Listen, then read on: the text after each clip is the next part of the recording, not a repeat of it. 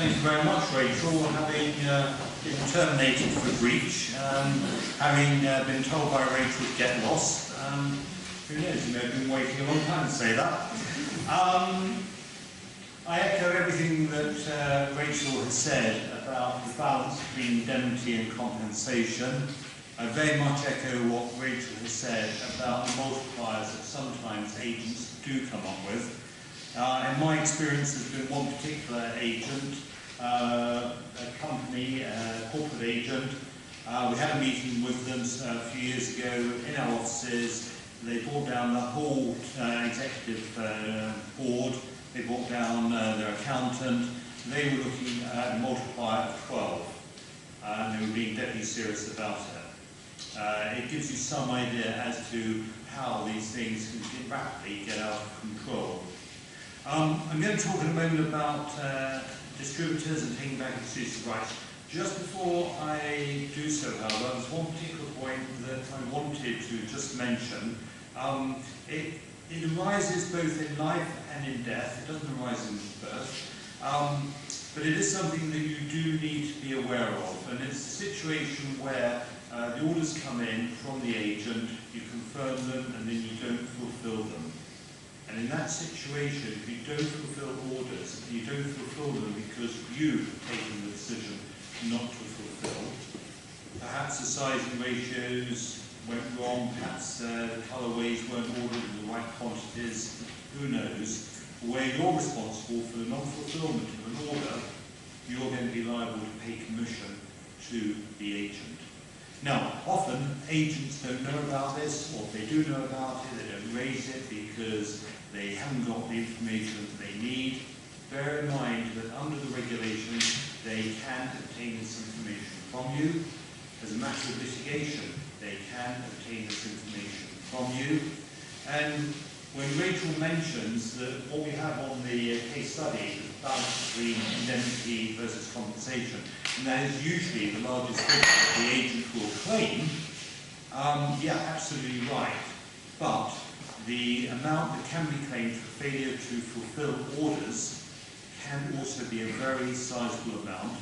And in one case that I handled for a women's wear agent some years ago now, eventually the case settled for about 2-point-something million, of which 1 million, and it was against a European women's wear brand, which was absolutely hopeless at fulfilling orders. About 1 million of that 2.2 was for unfulfilled orders. It puts it in context as to the sort of money that you can be exposed to if you don't get it right. Moving on swiftly, why taking back exclusive rights from a distributor may not be such a smart move. Presuppose we know the difference between agent and distributor. The agent earns money from, usually, doesn't always have to be, but usually on a commission basis. The distributor earns the money from buying at X and selling at X plus Y, selling for more than the distributor originally purchased from the brand.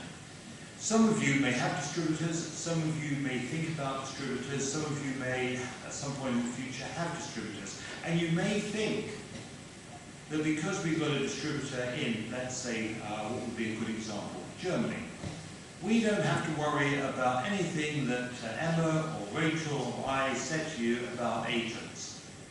Wrong. Beware. Be very aware. There are certain countries in this world which protect distributors at least to the same extent as they protect agents. There are some countries in this world which protect distributors more than they protect agents. So whenever you go in this world, be very, very careful. Because if you don't, again, there will be nasty people like Emma and Rachel and me who will take you for every penny you can possibly think of on behalf of our clients, because we're nice people. Countries in particular to watch out for. Germany is one, Belgium is another. Italy and France are not great places to go play. South Korea is another. The Russian Federation is another. Certain parts of South America are particularly protective of their distributors. Be careful, please, before you go forward and decide to take back exclusive rights from a distributor.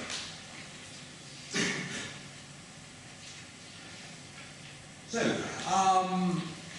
taking back exclusive rights, it presupposes unilateral action on your part. You wake up one morning and you say, that's it, I think we can do far better. We no longer have our distributor in France, Germany, wherever. It also, I suppose, the whole issue here is needing to focus on the possibility that the distributor may actually have a claim against you, and that claim may not simply be for damages for breach of contract, for wrongful ending of the contract. Bear in mind, what I spoke about a few moments ago about certain countries protecting distributors to the same extent, or perhaps to a greater extent than that to which they protect agents, that is the case in some overseas countries. Bear in mind, query, is this country heading in the same direction? A few years ago, there was a case, it was in 2009, it involved a US footwear brand. It appointed a distributor in this country. They got on famously until they fell out. That sounds rather familiar. And the UK distributor took the US brand to court and won and received damages equivalent to about 9 months' worth of lost profit. Not so far away from the indemnity that Rachel was mentioning just a few moments ago. There's been, in the last couple of weeks, a reported decision of the High Court, this time not involving footwear, not involving clothes, but involving fine fragrance. And that of itself makes a very interesting reading, because of the various things that the judge is discussing in his judgment, which certainly hint at what might be called a European approach to the way in which we look at the law that operates as between brands and distributors. So be aware. I'm going to cover briefly what's the agreement, parts 1 and 2, sounds like that for the future, and how is the taking back to be achieved, and the issue of succession. So, what's the agreement? First point is your agreement in writing? Doesn't have to be. There will, unless there's a requirement under local law, your agreement with your distributor can be unwritten. For all the reasons that we've mentioned during the course of the afternoon, you can do it that way. We recommend that you don't. What is important when you're thinking about taking back exclusive rights from a distributor is to establish what is the governing law, what is the law that will determine the rules of the game between you and the distributor, and what is jurisdiction, which means for lawyers which courts will apply and will operate and govern that particular relationship, which courts will determine any dispute between you and the distributor.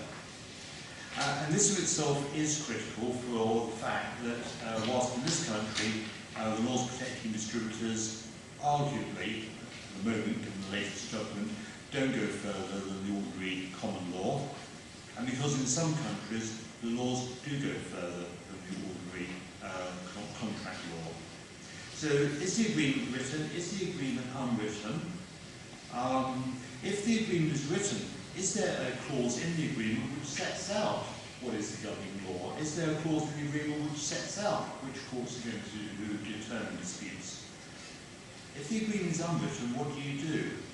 Well, so far as the EU is concerned, there are certain rules which operate as part of EU law, which tell us, to a fair degree, which will be the governing law of the distributorship agreement, which courts will determine disputes. And when we're going outside of the EU, then again there will be certain international laws which will tell us whose courts will determine disputes, what law will be used as the law governing the relationship.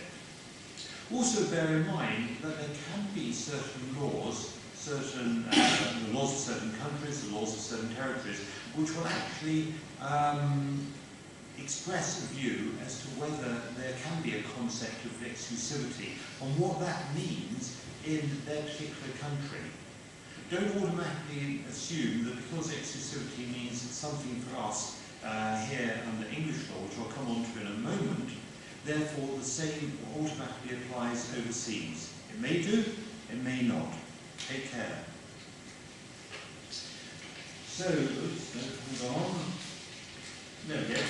So, part 2 of what's the agreement? Is there a need to take back exclusive rights? Now you may say, well that sounds a bit odd, given that the whole talk is about why taking back exclusive rights from a distributor may not be such a smart move. Is there a need to take back exclusive rights? Starting point is to try and establish what we mean by exclusivity. When a distributor is appointed by you, you can appoint a distributor in the absence of anything else in your agreement on an exclusive basis, on a sole basis, on a non-exclusive basis. In the absence of other words in the agreement, these three concepts, exclusive, sole, non-exclusive, will mean different things. They will mean that the distributor has different rights. So, because Rachel decided that I was going to be her agent, she is now going to be my distributor. I'm going to appoint Rachel as my exclusive distributor. I'm going to appoint her my exclusive distributor for the whole of, where are we? We're WC1 here? The whole of WC1. You're welcome. That means, in the absence of anything else in our distributorship agreement, only Rachel can sell the goods which are the subject of the distributorship in WC1. I can't sell them. I can't appoint Emma as another distributor to sell alongside Rachel. Rachel has exclusivity. I don't like the sound of that actually. I'm going to appoint Rachel as my sole distributor. What does that mean? In the absence of further words, it means that Rachel can sell the goods in WC1 and I can sell alongside Rachel. I can have my own sales reps out in the field selling alongside Rachel. I can't appoint Emma though. If I want to appoint Emma to sell alongside Rachel, I'm going to have to appoint Rachel as my non-exclusive distributor. So we have exclusive, sole, non-exclusive. But these are always subject to the other words in the agreement.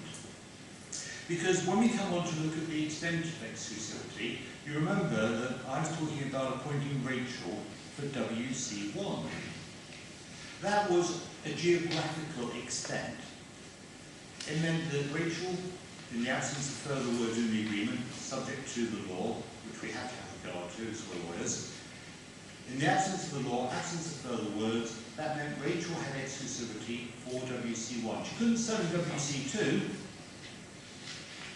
but she could sell in WC1. Geographical extent. I could have said, okay, I'm going to appoint Rachel as I'm in, what should we say today? I'm in footwear. I'm going to appoint Rachel as my exclusive distributor for footwear. For my footwear, my lines. Note there that the extent is the product. It's not geographical, it's the product. I could say, if I wanted to limit it, Rachel, I'm going to appoint you my exclusive distributor for my footwear lines. Yeah, can you please? Right, so that's given Rachel two heads of grant. Geographical, product. We can do a third one. Third one can be customers. We could talk about appointing Rachel as the exclusive distributor for my footwear who sold to Indies. Could do. There we've got three heads of grant. Geographical, product, customer. And we go on from there. And usually we go on there to talk from there about different channels. So what is the extent of exclusivity needs to be borne in mind, because depending upon how you have limited or otherwise the extent of exclusivity may actually determine whether you need to take back exclusive rights from the distributor in the first place. If I had been smart enough to limit the extent to which I appointed Rachel as my exclusive distributor in the first place, I may not actually have to take back the exclusive rights. I can effectively say, right, well, Rachel, yeah, given her that, and it would be a complete and utter nightmare, because I know Rachel, and I know how she's going to react if I want to take back the rights. So I'll just leave her there, and I'll just work around her. Perhaps that would be a better move than seeking to get into a row with Rachel and take back the exclusive rights that I've granted to her. And that then leads on to the issue of carve-outs. Have I put suitable carve-outs in the agreement? Because we spoke about exclusive and sole, non-exclusive. Often, when we're drafting agreements, often when we're acting for parties who wish to exit the agreements, as we do, we look to see what has been granted, but we also look to see what has been carved out from the grant. Because again, depending upon what has been carved out, may actually mean that the grant itself is very limited, and we don't have to take back the exclusive rights in the first place. And if we are thinking about taking back the exclusive rights, and we're not thinking about doing it on a unilateral basis, then we need to look at the terms of the agreement itself.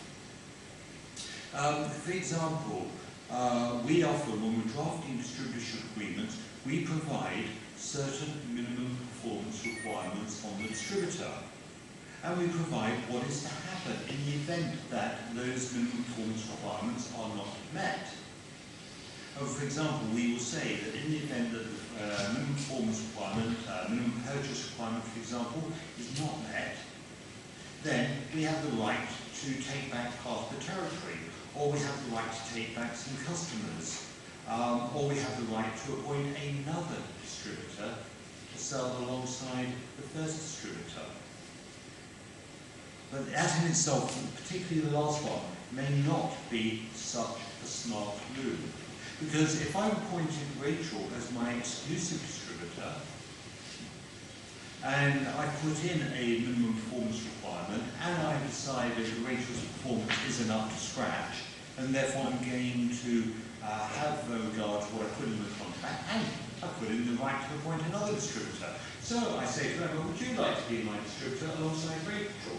And you might well say to me, Emma, well, I would, but only if I can be the exclusive distributor. And of course, that's not possible because I'm relying on a provision which says that I can appoint another distributor to sell alongside Rachel, but I can't simply take away the distributorship from Rachel and make Emma exclusive. So, be very careful as to what you put into your agreement, be very careful on what you rely on in your agreement. And then it's necessary to have regard to who are the contracting parties. Is there the possibility, although it's not something that usually works, but it's worth giving thought to, is there the possibility of getting round the need to take back exclusive rights by looking at using other contracting parties rather than simply my selling the products to Emma to be resold in the territory or to the particular customers? Is it, for example, possible for me to appoint a subsidiary to act for me? What does the contract say? How restrictive of it is it? Okay. So how's the taking back itself to be achieved? Presuppose that that's the route we're going to go down.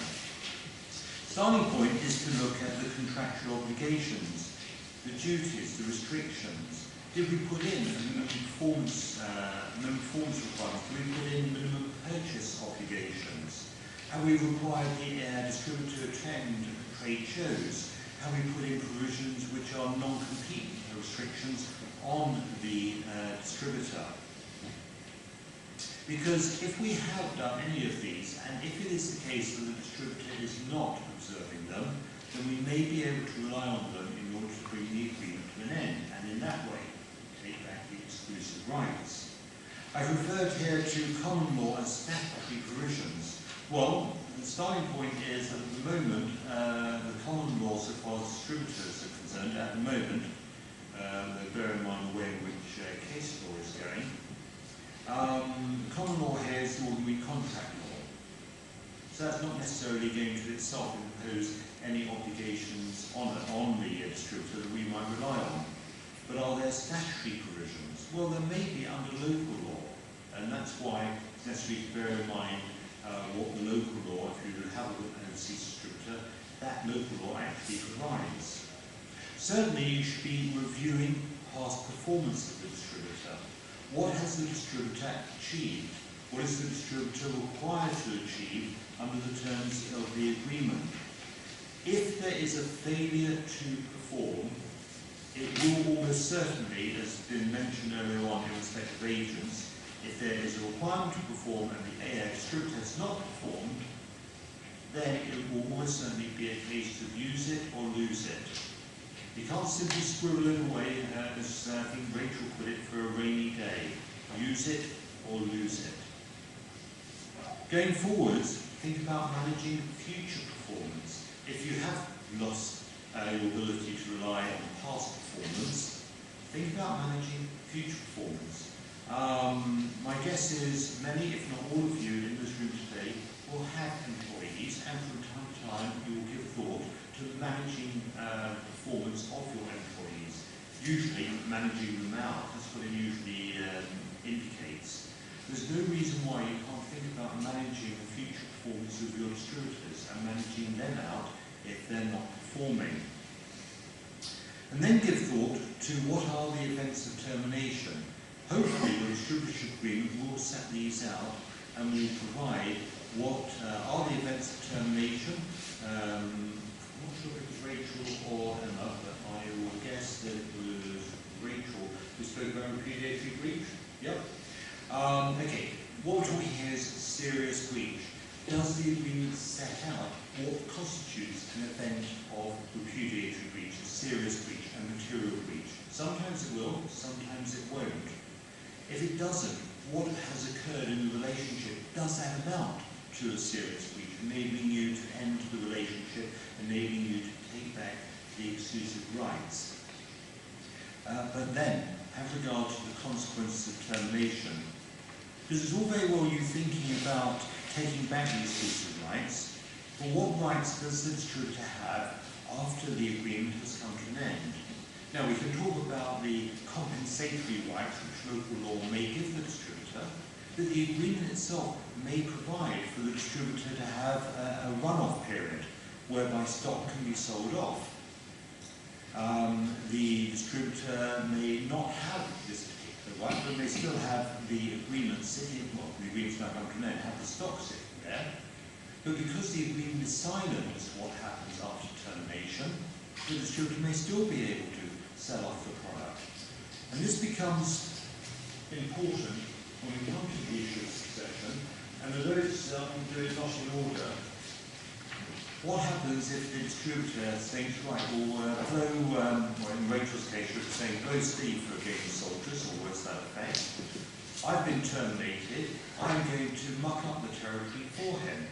I'm holding all this stock. Frankly, I don't care anymore. I'm not going to get any compensation out of Steve, because it's me. But I'm going to really damage the brand so far as the territory is concerned. It's supposed to be retailing at a particular price point. I'm just going to knock it out. Or I'm going to feed it through to the local equivalent of TK Maxx. The brand can easily get damaged because of what has happened, because of what the agreement provides or doesn't provide. And I have seen that happen when a distributor has been terminated and the distributor informed the brand as to what it intended to do, and lo and behold, their relationship was patched up. The consequences of what the distributor was threatening to do and the seriousness of that in that particular marketplace gave the brand owner no option. So plan ahead. That's critical. Bear in mind, we are in a seasonal industry. It's all very well to wake up one morning and think, that distributor, not doing it, it's got to go, no question. But if that's the middle of the forward selling season, what's that going to do for the brand? Has your agreement covered that particular situation?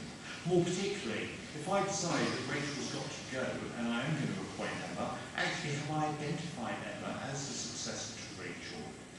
Because if I haven't, I'm going to be in a situation where I haven't provided for who's going to be out there in that particular territory selling to retailers. Because unless they are selling, they've got main issues so far as the brand and territory is concerned. Who are the customers? Absolutely critical. Remember, we're dealing here with a distributor. It will be Rachel who's taking the orders from the customers, not me. It will be Rachel who knows who the customers are, not me. Somehow I've got to extract that information from Rachel, or otherwise have a damn good idea as to who the customers are, so that I can sell, or I can appoint Emma to be my distributor and to sell in place of Rachel. Otherwise, again, the territory is going to be damaged. Now, sometimes we provide in the agreement for the distributor to provide that information as to who the customers are on a periodic basis during the lifetime of the agreement, and also when the agreement comes to an end. And that is the point at which often, not always, local law will bite and will say, well, effectively what we've done is you've taken away the goodwill which Rachel has created. You've now got that. Rachel's got nothing. She needs to be compensated, almost as if she were an agent. And then cutting a deal and confidentiality. Rachel mentioned that she's been litigated for 7 years and only had one case go to trial. I'm not a litigator, but in all the years that I've been practicing, I've had two cases involving the commercial agents regulations, cases involving agents go to trial. Fortunately, we won both times, so that's absolutely fine. I've not been involved in a distributorship situation which has actually gone to trial. Come close, come on there. Why is that? I think it comes down to this. For every 100 cases that start, you can expect that 95 are going to settle well before trial, and 1 or 2 will settle during the trial. It's only a very small percentage that actually get to trial. So what that means is invariably a deal is cut between the parties. Settlement is reached. Remember to put into your settlement agreement confidentiality provision. The last thing you want is Drapers getting hold of it and deciding to run a story about how you ended up having a major fight with your distributor and how you reached a settlement with the distributor, and the terms of which are, and it's splashed all over Drapers. You really don't want to go there like that. Okay. Thank you. You've been a very patient audience. It's very kind of you. Emma, Rachel, I suppose I, will be very happy to answer as far as we can any questions that you do have.